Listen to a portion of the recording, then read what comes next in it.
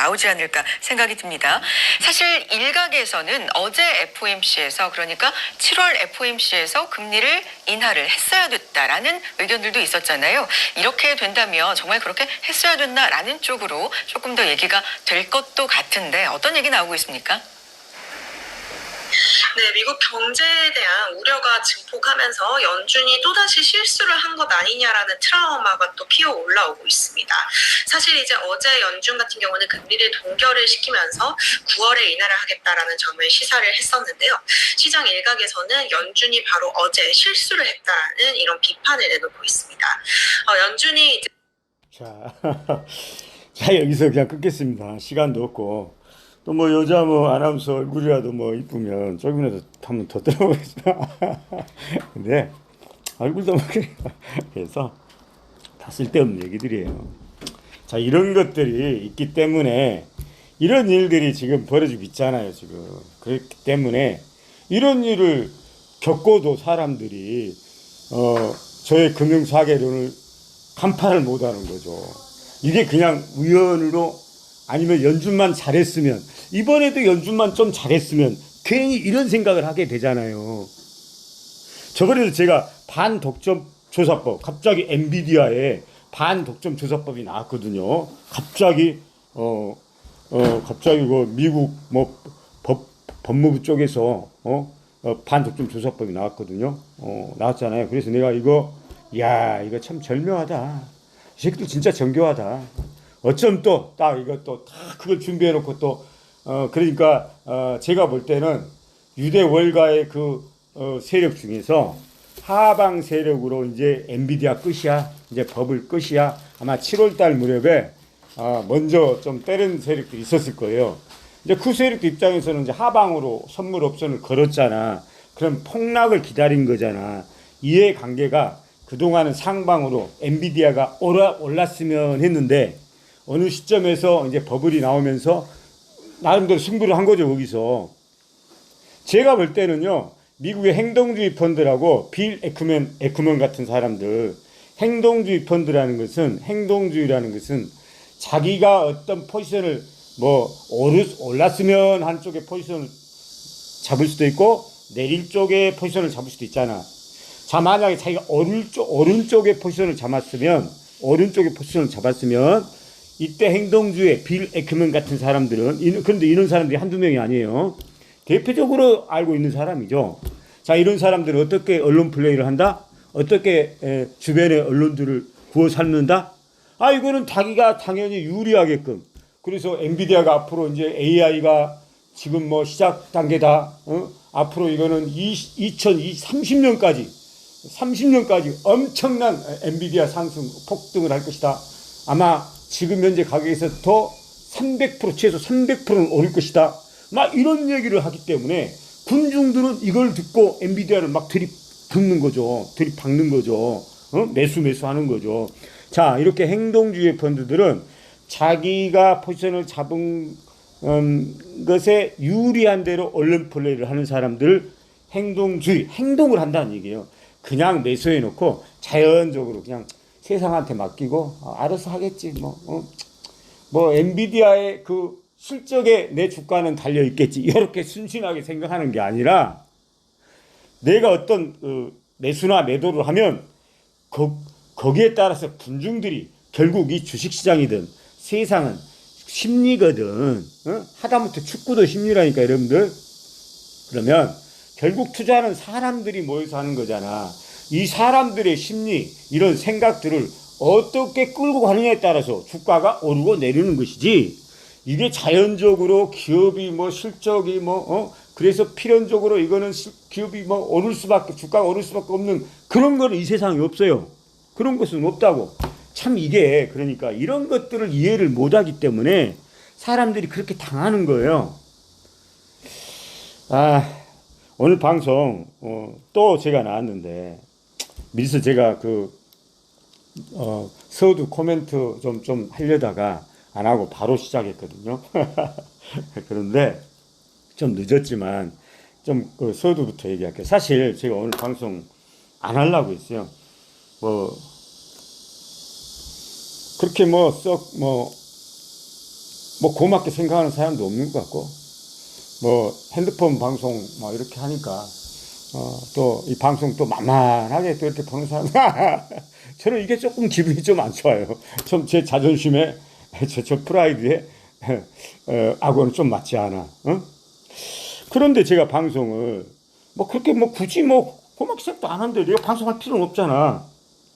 전반적으로 전체적으로 제 느낌이 그러는데 그것만이 아니에요. 그것만이 아니고 또 개인적으로 저한테 굉장히 고마운 마음으로 야, 그 방송 정말 귀하다. 어디서도 들을 수 없다. 나한테 좀 보내주라 라는 사람도 있기 때문에 제가 그 사람들 얼굴 보고 제가 방송하는 거지. 저 사실 방송 별로 하기 싫어요. 자, 일단 좀 그 얘기 좀 하고 싶어요. 자, 그래서 어쨌든 막 그런 분들도 계시고 그래서 제가 다 또 나왔습니다. 사실 그냥 패스하려고 그랬거든요. 그리고 저는 그동안 그렇게 자세히 설명했어요. 다 얘기했어요. 그러니까 이제는 방송 안 해도 이제는 우리 새끌땡 결사대 대원님들은 알아들을 것 같아요. 안 해도. 그래서 막 그런 것도 있고 그래서 제가 방송을 안 하려고 했는데 날씨도 덥고 했는데 자, 또 나오게 됐다. 막 이런 얘기입니다. 자, 그럼 다시 이제 시작하겠습니다.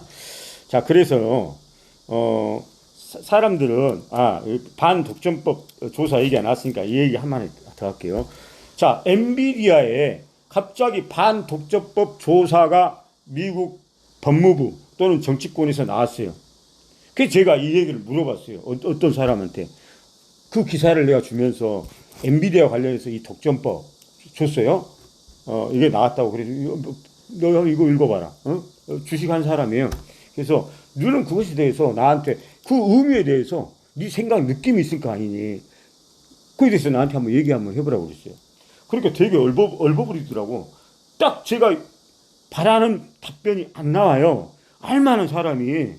알만한 사람한테 얘기를 했거든요. 제 방송도 듣고 그런 사람한테. 그런데 답이 안 나와. 뭐라고 하느냐. 이상한 얘기를 하더라고. 전혀 뭐 상관없는 이렇게 얘기하더라고. 대충만 얘기해. 정확하게는 얘기 못 하겠는데 왜 지금 대선이 며칠 아직 남았는데 그러면 민주당 입장에서는 이겨야 되는데 승리해야 되는데 그러면 엔비디아를 반독점법 고소로 해서는 안 될 것 같은데 왜 엔비디아를 반독점법으로 조사하면 엔비디아 주가가 떨어질 수 있잖아. 그러면 정치권에서 지금은 누가 잡고 있어요? 민주당 해리스가 바이든 쪽에 잡고 있잖아. 그러니까 이게 안 나와야 될 것 같은데 왜 이런 시점에서 이게 나오지? 나한테 이렇게 이런 식으로 얘기하면서 뭔가 쓸데없는 얘기를 하더라고. 그래서 내가 참 진짜 이렇게 사람들이 몰라요. 응? 이거는 자 여러분들 이 정치권 미국도 마찬가지 한국도 마찬가지예요. 사실은 정확히 제가 얘기할게요. 정확하게. 그 민주당이든 공화당이든 마찬가지예요. 이 금융시장은 심지어는 한국의 부동산 시장도 그렇습니다. 자, 금융시장 특히 미국도 마찬가지예요. 어느 나라도 마찬가지예요. 정치권이 금융시장의 방향을 결정하는 적은 없어요. 있을 수도 있지만 대체적으로 정치권이 아무리 바이든이가 뛰어나다 하더라도 아무리 트럼프가 뛰어나다 하더라도 미국의 금융시장은 미국 유대 월가 연준 세력, 유대 월가 세력들, 저 금권 세력들이 장악하는 것이지 이 사람들의 이해관계로 가는 것이지 미국 정치권이 그거를 결정은 하지는 못해요.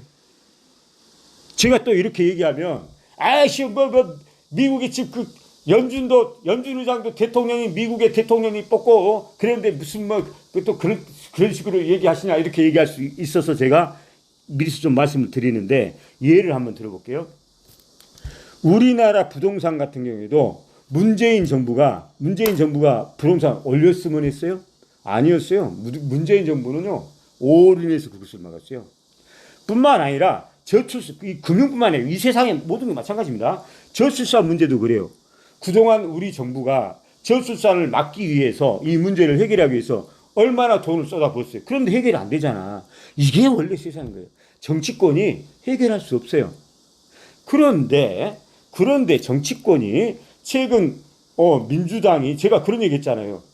아, 민주당이 대선이기 때문에 대선이 있잖아. 11월 달에 열리잖아.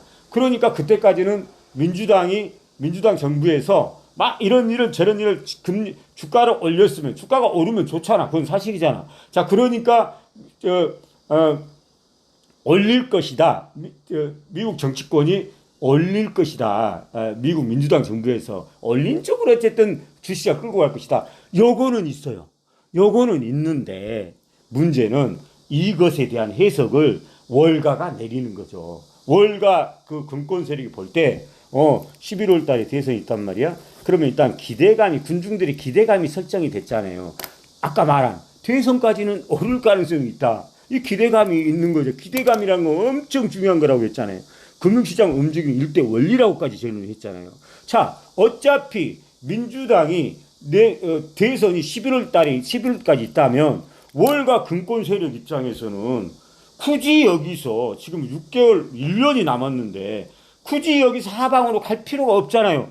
그냥 오르는 어떤 그 무임승차, 어떤 방향이 그쪽으로 간다고 그러면 어차피 상방이든 하방이든 월가 금권 세력들은 이게 무슨 뭐 정의니 불법이니 뭐 나는 그게 민주당이 뭐 정권 잡는 거 싫어. 그래서 이 새끼들 망해야 돼. 나는 공화당이 당선돼야 된다고 봐. 그래서 나는 오르면 이건 별로 안 좋아. 그래서 나는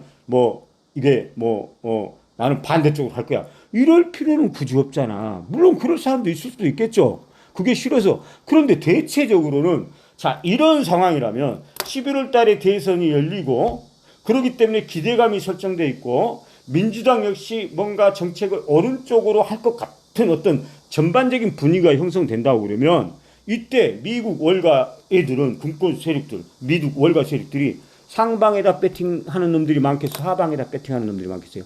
당연히 상방에다 배팅하는 놈들이 많기 때문이죠. 그러면 언론 플레이는 이해관계는 어떻게 되겠어요? 이해관계 설정은 상방으로 설정됐겠죠. 이거는 평균치로입니다. 평균이 그렇다는 얘기예요. 그러니까 평균치로니까 평균이 그러면 또 이기는 거예요. 자, 어쨌든 미국 월가 세력들 평균치는 어차피 11월 달에 대선이면 어느 정도까지는 상방 쪽이 낫겠네. 다시 말해서 이것 보고 뭐라 해야 되나? 어떤 그 도둑질이 지금 행해지고 있어. 그런데 그거를 굳이 그런데 거기에 대해서 동조에 같이 도둑질을 해서 참여해서 어떤 파티가 열리고 있거나 그러면 파티에 참여하면 되잖아. 다만 파티에 참여는 하되 11월 전에 나와버려야죠. 왜냐? 기대감에 먼저 가는 거니까 정부도 원하고 있고 그러니까 그런 정책을 펴고 있고 그때까지는 그렇지만 월가 세력들이 바보입니까? 기대감에 의해서 11월 대선을 보고 나라 주가가 지금 가고 있다고 그러면 야 주가는 기대감에서 먼저 선반영돼 버릴 수 있잖아. 부풀어져 버릴 수 있잖아요. 버블이 나올 수 있잖아. 더군다나 금리 인하에 대한 기대감이 또 있는 거니까 이거는 금리 인하에 대한 9월 달에 또 첫 금리 인하 있다고 하지? 11월 달에 대선 있다고 하지? 그러면 월가 세력들은 이때 어떤 쪽에 배팅하겠냐고. 그냥 대세 물결이 바다의 어떤 큰 강의 물결이 쭉 거슬러 올라가고 있는데 거슬러 어느 쪽으로 가고 있는데 지 혼자 잘났다고 배를 역으로 몰 필요는 없잖아. 물결 따라가면 되잖아. 그러다가 어느 시점에 내리면 되는 거죠. 자, 그렇기 때문에 다시 말해서 민주당 정권이 대선 때문에 어떤 정치권 때문에 그동안 주가가 올랐다기보다는 미국 군권 세력들이 딱 봤을 때 미국의 대선이 11월이고 더군다나 9월에 금리 인하한다는 그런 설정이 되는 구간이라면 이럴 때는 싸우지 말고 그냥 같이 타. 그러다가 제가 그런 얘기 했잖아. 대선 한 2, 3개월 전에 우리 그 주식시장에서도 대선주 얘기하면서 설명을 했잖아요. 옛날에 박근혜 대선주가 있었어. 저출산 대선주, 보령 메디앙스 그 종목 제가 진짜 한 종목이에요.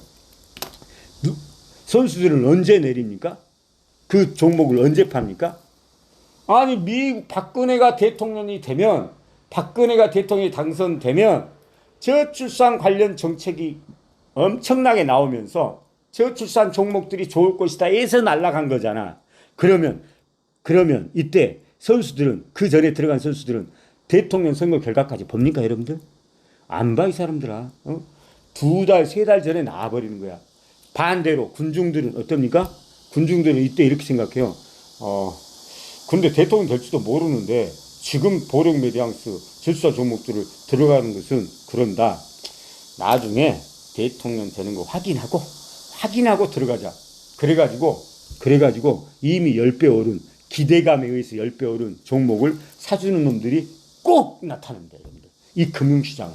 뿐만 아니라, 금융시장뿐만 아니라 이 세상 모든 것이 다 그래요. 정신 바짝 차려야 됩니다, 여러분들. 자, 이 정도 설명했어도 설명 이해가 안 가신 분은 저도 어떻게 할 수가 없어요. 더 이상 설명이 안 돼. 자, 어쨌든 간에, 아까 제가 말했던 것은, 정치권이 어떤 그동안의 금융시장을 좌우한 게 아니라, 사실은 그게 아니라, 그것을 바라보고 있는 금권 월가 세력들이 그쪽에 배팅을 했기 때문에 간 거예요. 그걸 허용했고, 그걸 받아들였고, 거기에 따른 물 흐르듯한 그런 투자 행동을 했기 때문에 이게 올랐던 것이지, 정치권이 결정은 한 건 아니라고 보는 게 더 정확해요. 왜냐하면 오히려 정치권이 그렇게 원하면 원할수록 오히려 반대로 가볼 수 있어요. 인간의 군중 심리가. 이런 것들은 여러 방면에서도 확인될 수 있어요. 대표적으로 뭐 저출산 정책을 그렇게 했는데 실제로 인간들은, 군중들은 아니 그렇게 돈을 주고 애기 낳아라 그럼 얼마 줄게 하면 애기 낳습니까? 반대로 간다니까. 애기 안 낳버려요. 앞으로 우리나라는 부부당 0.1명 이하, 우리나라는 땅덩어리 줬고, 그래서 자 봐라, 노르웨이는 우리나라보다 땅덩어리가 큰데 2천만 명이야. 그래도 선진국이야. 그런데 우리나라는 노르웨이보다 땅덩어리가 작은데도 5천만 명이야. 지금 우리나라에서 저출산 문제는 우리 국가에서는 아주 좋은 거야. 지금 사람들이 아기를 안 낳는데 이건 아주 좋은 현상이야. 우리 국가를 위해서. 그래서 1명 이하 낳는 것은 아주 좋다고. 그래서 앞으로 이런 어떤 국가적인 어떤 이익이 있는데 여기에 대해서 이걸 배반해서 혼자 뭐 행복하게 자기 가정 잘 살고 싶다고 해서 2명, 3명 이렇게 나면 2명까지는 내가 벌금을 2명 나면 한 10만 원을 하는데 3명 나면 20만 원, 4명 나면 100만 원 이렇게 올릴 거야. 벌금을 때릴 거야. 많이 나오면 벌금을 때릴 거야. 자, 여러 군중 심리를 역으로 이용해서 역발상으로 어떤 지금으로부터 한 15년 전에 대단한 저출산 정책가가 그야말로 세클턴 박당당 같은 그런 역발상의 천재 같은 사람이 만약에 한국의 대출산 정책을 그 당시에 바라봤다고 그러면 저는 완전 반대로 나갔을 거예요. 방금 제가 얘기한 대로 인간의 군중 심리의 역심리를 이용하는 거죠. 한마디로. 애기 좀 낳아라. 돈 줄게. 라고 한 게 아니라 내 자신감을 보이면, 우리나라의 자신감을 보이면서 애기를 낳지 마. 애기를 낳으면 벌금 때릴 거야. 자, 요렇게 정책을 나갔다고 그러면 이 저출산 문제는 안 생겼어요, 우리. 이걸 이용을 못 했어요. 반대로 오히려 우리나라는 자꾸 돈을 주고 자꾸 애기를 낳아라 하니까 사람들이 어떻게 생각해 버리냐, 이럴 때는 내가 정부에서 저렇게 애기를 낳으면 나를 돈을 준다고 저러네. 그러면은 가만히 있어 50만 원 한 달에 준다고 그러는데 그럼 한번 때려보자. 쓸데없는 짓을 한다고. 이제 계산기 때려본다고. 50만 원 그 줘봐야 내 아기 우유값도 안 나오네. 그런 정책을 안 했으면 이런 계산기를 안 때릴 사람도 쓸데없이 아기를 낳아라. 그럼 돈을 줄게. 라고 하니까 때리는 거죠, 이제. 그래서 어떤 결론을 내요? 내가 애기를 낳으면 손해네 씨. 우리 정부 말 듣지 말자. 왠지 손해. 왠지 저 새끼들이 뭔가 저 새끼들이 뭔가 손해 뭔가 그러니까 공짜가 없다고. 왜 우리한테 돈을 주겠니? 예? 뭔가 지그들이 꾸리니까 그랬지. 야, 이때 우리는 나지 말자. 이런 심리가 형성돼 버리는 거예요. 그래서 실패한 겁니다, 여러분들. 자, 그러듯이 문재인 정부 부동산 정책도 마찬가지잖아. 자꾸 막으려고 하니까 왠지 이거는 뭔가 지금 왜 막으려 하지? 애나 머리도 산 놈이 이기겠네 하고 사버린 거야. 그러니까 이게 아무리 미국의 민주당 정부 정치권이 아무리 뛰어나고 나중에도 트럼프도 마찬가지예요. 트럼프가 무식하긴 하고 막 밀어붙이는 건 있죠. 그렇지만 그런다 해서 트럼프가 공화당이 미국 금융시장을 결정할 키는 잡고 있지 않는 거예요. 키는 그럼 누가 잡고 있어요? 돈 많은 세력들이. 미국 월가 세력들의 판단에 따라 달려있는 거예요, 여러분들. 그리고 그보다 더 중요한 건 그리고 나서 언론 플레이가 중요한 거예요. 언론이죠. 역시 사람은요 언론에 자유로운 사람이 없어. 그러니까 분위기를 만드는 여론에 독립적인 사람 이 세상 단 한 명도 없어요. 다 거기에 휩쓸려 가요. 다 그렇게 돼 있어요. 굉장히 중요한 겁니다, 이게. 금융시장을 이해하는 데 있어서. 벌써 21분이네요.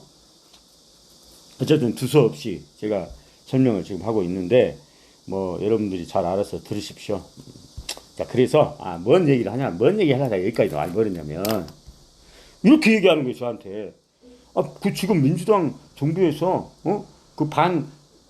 지금 엔비디아를 반독점 조사가 있는 것은 이해가 안 간다는 거야. 왜 내일 모레 대선인데 왜 그런 짓을 한 것에 대해서. 그래서 일단 이해가 안 간다고 얘기하더라고. 그래서 내가 저렇게도 모를까? 아니 금융시장에 10년 이상 있는 사람이 입에서 그렇게 얘기 나오는 거예요. 그래서 제가 그랬죠. 이 사람아. 형태는 미국 법무부에서, 그럼 법무부는 당신이 그래서 형식은 보면 법무부에서 조사한다고 그랬잖아. 그럼 이걸 이제 법무부 이제 정치권이라고 해석하겠지. 그렇게 해석했겠죠. 그러니까 이제 자기 눈에는 법무부 또는 정치권이 갑자기 엔비디아 반독점권 조사를 딱 발표했다고 생각하겠죠. 누구나 다 그렇게 하겠죠.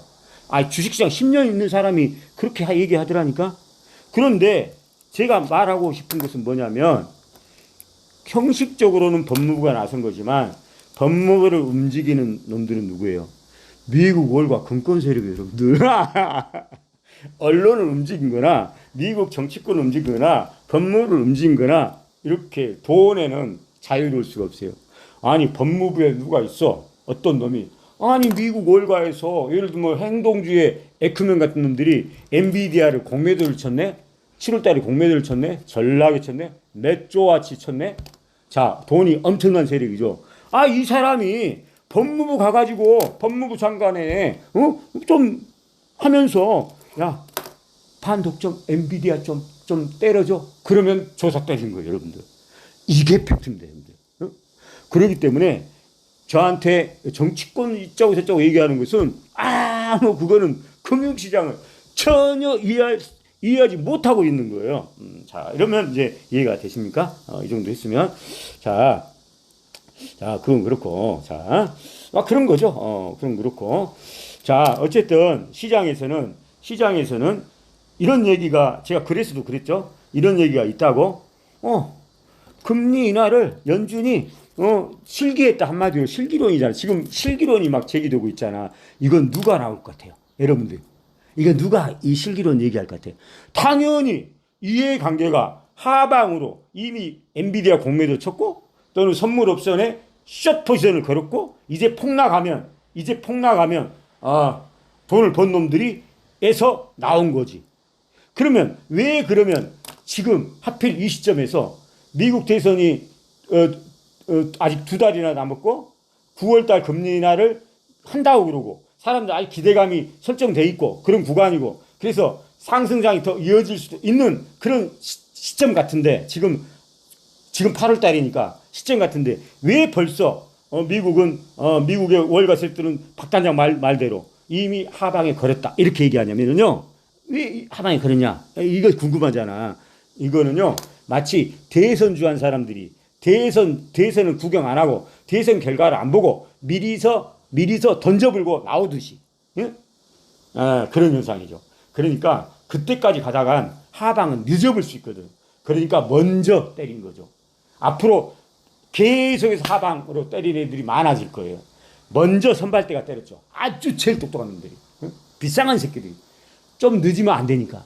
주도권을 잃으면 안 되니까. 그래서 저는 7월 달에 때렸다고 보는 거예요. 11월 달이, 9월 달이 금리 인하지만 저는 이미 7월 달에 행동한 놈들이 있다고 보는 거예요. 그놈들이 지금 미국의 법무부도 꼬시고 언론사도 꼬시고 해서 이제 그동안에 야, 엔비디아 이제 시작에 불과해.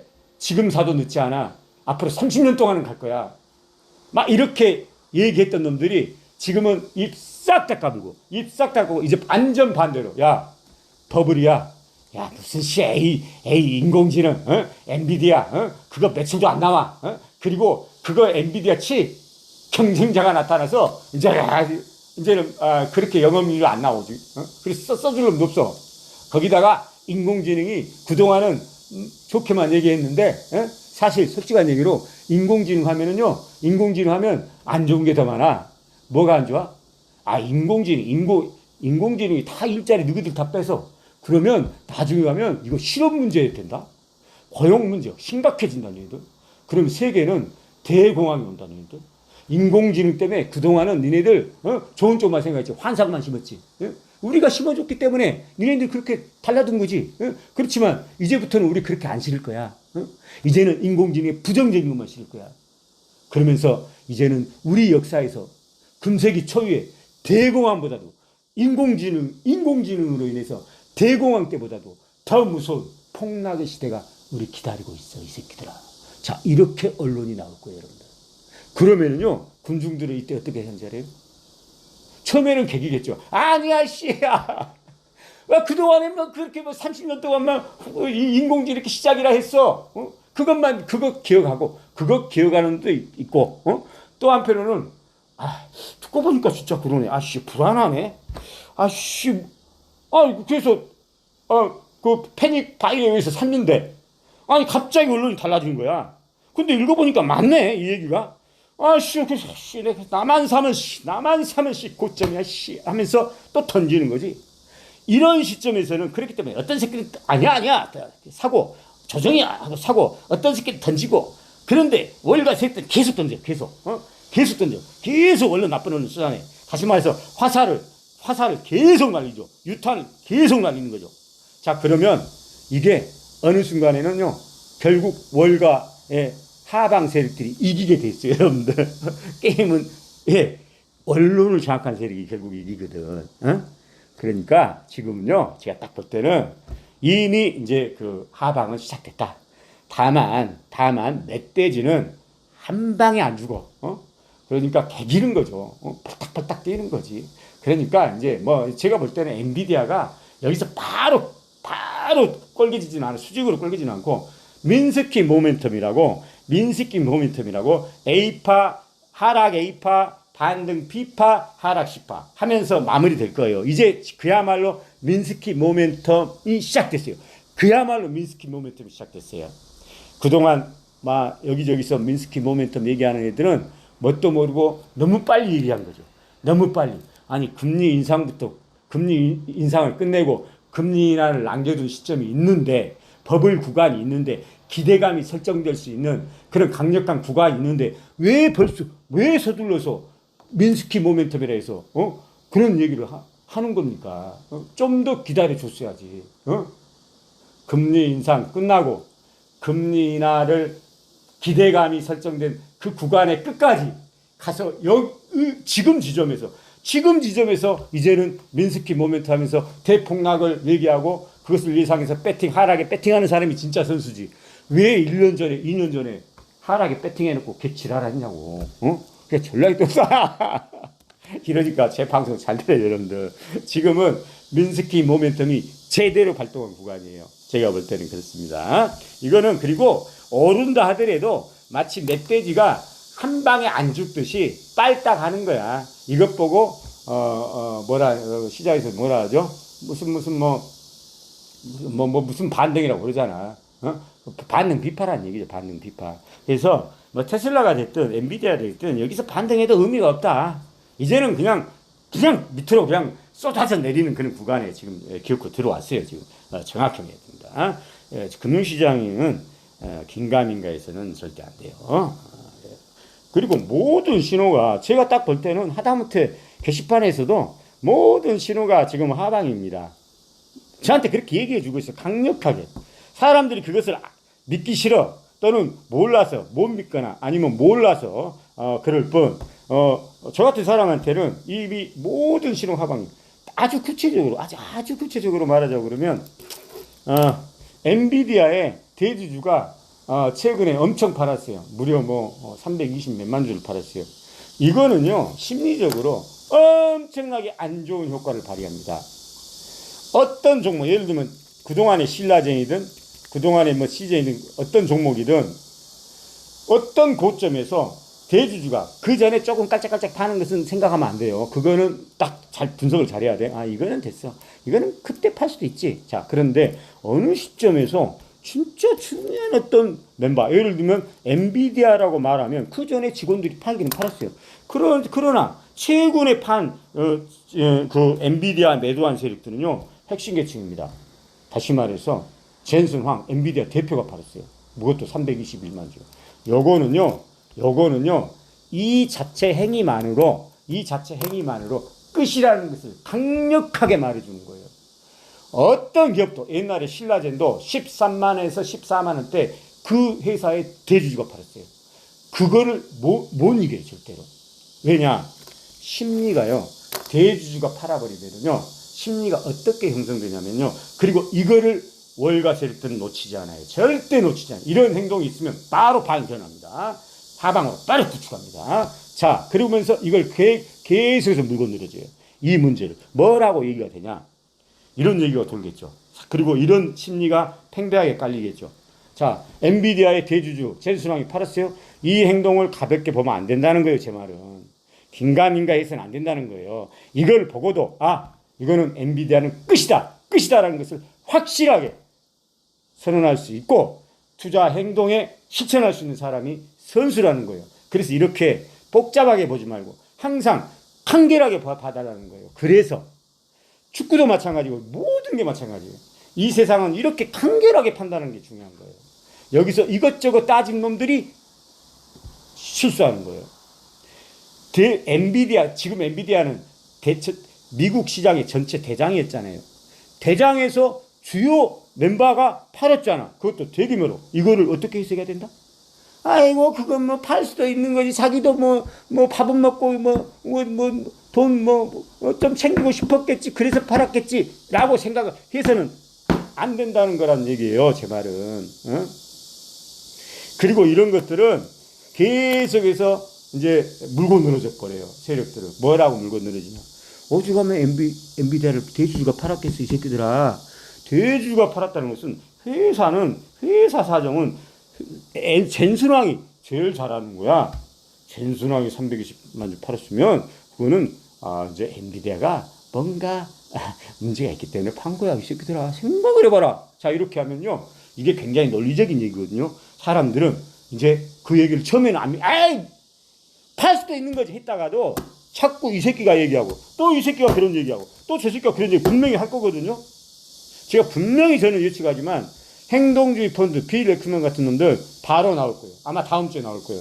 어떤 기사를 가지고 니네들 이제 젖됐어. 엔비디아 끝났어. 이런 얘기.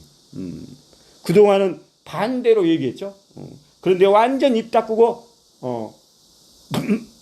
자기들이 구축한 이해관계 그대로 언론을 들고 나올 거예요. 얘들은요, 언론을 다 가지고 있습니다, 여러분들.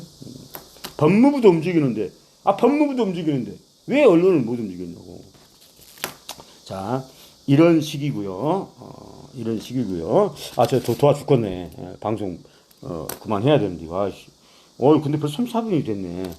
아이고, 제가 오늘 나온 이유는 이것보다도 아까 제가 그래서 운전 방식, 막 누적 효과 이런 것들 다 이해해야 돼요. 그리고 세상의 원리, 세상의 원리는 양질 전환의 법칙이라든가 작용과 반작용의 법칙 이런 것들은 정말 이해를 하고 있어야 돼요. 그래야 이게 비단 금융시장뿐만 아니라 세계가 이 온 세상이 마찬가지예요. 특히나 양질 전환의 법칙 같은 것은 아주 정확한 겁니다. 누적 효과 이런 것들은. 그래서 제가 그거를 일일이 좀 설명을 하려고 그러면 설명을 해줬으면 좀 시간이 길더라도 좋겠는데 더 이상 제가 못합니다. 여기서 끊어야 되겠어요. 아쉽네요. 여기 못 보낼 것 같아 이거. 끊어야 되겠네요.